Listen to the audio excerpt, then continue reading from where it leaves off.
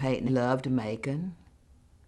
If I went to Atlanta to shop, he would fuss about it. He told me many times, you made your money in Macon, you spend it in Macon.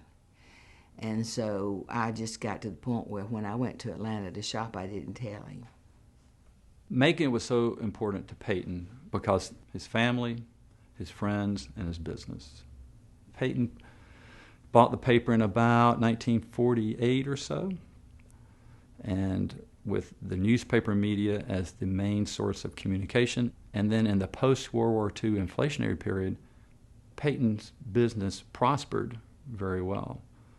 That was his real passion, was news and running that newspaper. And he held some real high offices in the American Newspaper Publishers Association, and he was a big figure both in the journalism world and in Macon. He was very respected as a journalist. He had journalistic integrity. He was big character, big hearty laugh, very friendly and wonderful, but he lived life large and just generally was a good man and a really wise man. If a salesman came to the office, his door was always open and he would talk to them, and he wouldn't buy a thing and they would leave happy. He just loved people. Peyton was a people person. He knew everyone in the newsroom, he knew everyone in the type room, he knew everyone in the circulation department, and those were the people that he related to. And Peyton was great about remembering the people who didn't think they should be remembered.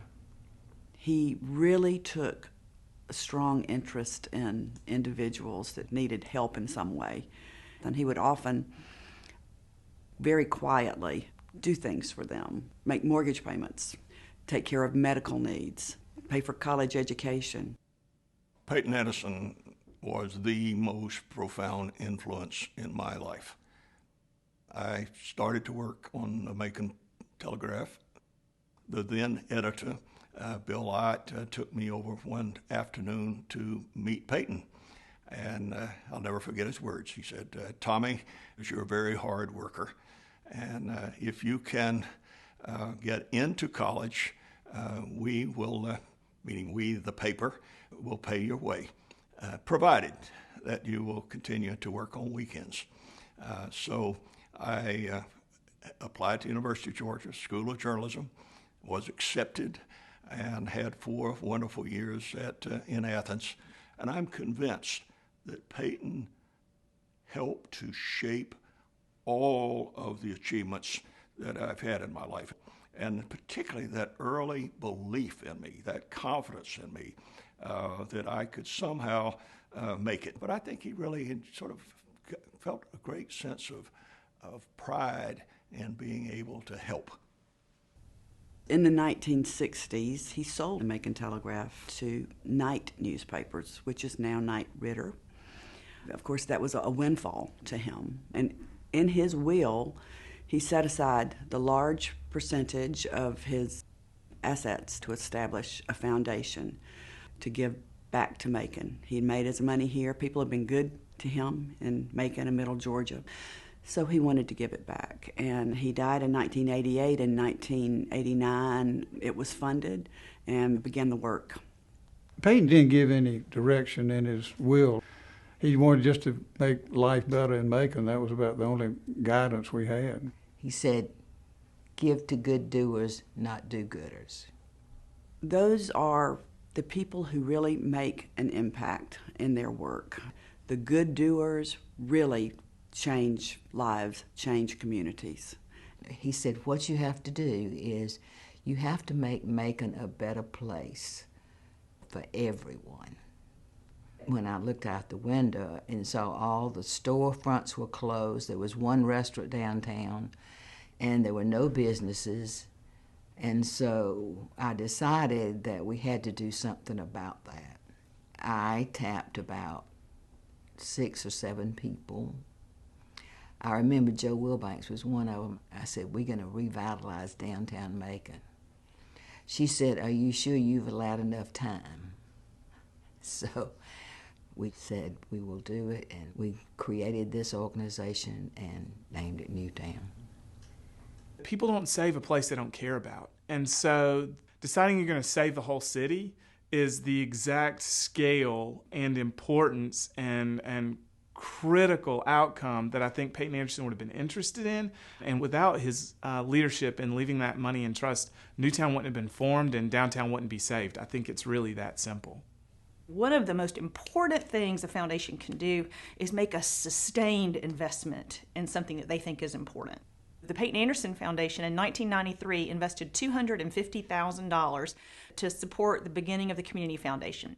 The Peyton Anderson Foundation trustees really saw that as a way of honoring Mr. Anderson's legacy, in that it could bring many people together to give away money to make our region really strong and to give them the joy that he got in giving money away. And over the last 23 years, that $250,000 investment has generated $70 million in grants and scholarships for the Central Georgia area, and we still have over $100 million left in the corpus.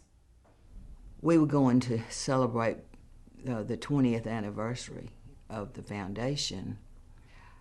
I wanted to do something really special, and he was a big believer in education, and for that reason I started a scholarship in Peyton's honor. I think it was who Peyton was as a person. I think he cared about young people. He really admired those young people who would work hard. And those were the type of people, I call them the workhorses, rather than the show horses. He admired those that were willing to do the work, and he wanted to make sure that they were rewarded. And I know it's made a huge difference in the lives of those scholars who've been selected. His touch and his influence and his impact is seen all over Macon. His impact goes from the very large things that you can readily see to those that we really don't see but make a big difference in people's lives. So many people who accumulate power and wealth think mostly of themselves. But Peyton cared about those who had been the subscribers, those who had been the workers in his press rooms.